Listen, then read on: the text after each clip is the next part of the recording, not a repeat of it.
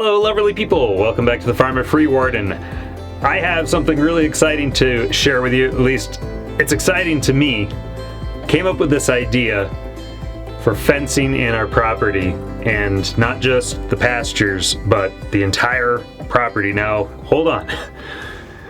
Try to follow along with me here. I know that sounds like something kind of crazy and something that you may not generally see around here, but it's an idea, it's a thought. It's only going to take about an extra, I don't know, 200 feet of fence, and then we'll have our entire property fenced in. So here's the thought.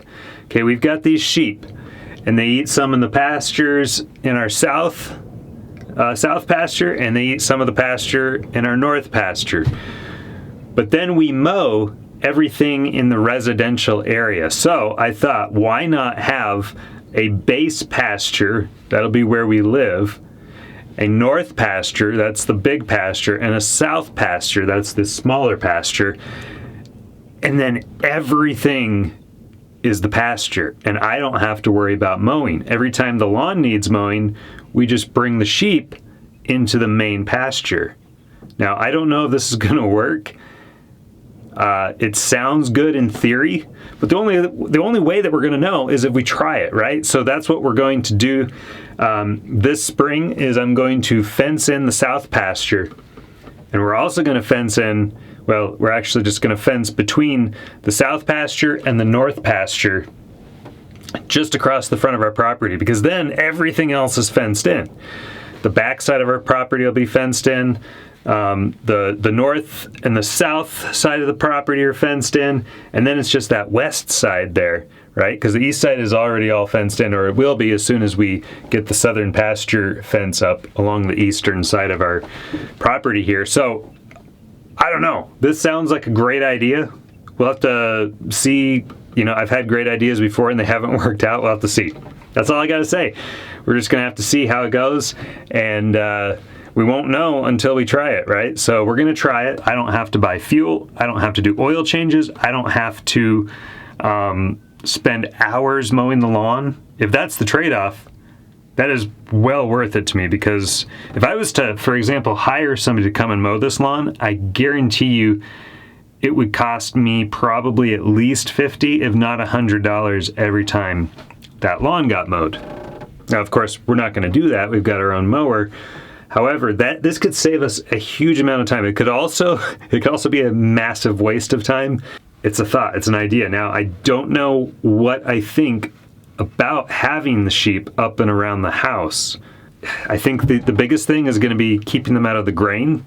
So we're going to have to keep them out of the machine shed and any other buildings. But I kind of think, like, for the couple of days it's going to take them to eat the grass down, it's going to be just fine. I don't know.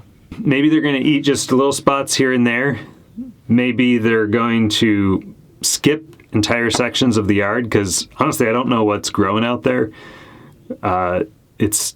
We've never planted it, and I've never looked at really closely at what we have growing there. We've always kept it mowed short to the point where I can't really tell. But I think for a day or two of having them eat that down, it should work just fine. It's not a lot of grass. I would think that 2-3 days max, they should be able to mow our lawn. And then that's just 2 or 3 days of, if it's not great, it's just 2 or 3 days of inconvenience.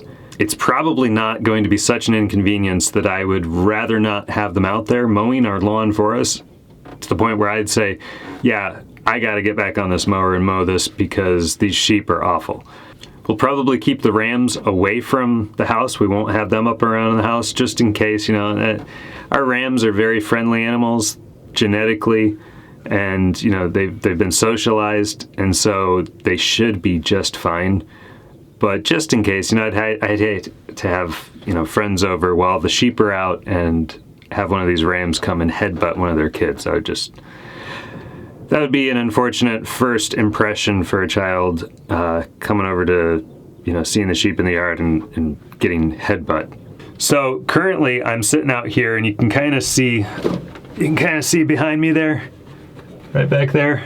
I'm sitting out here in the south pasture.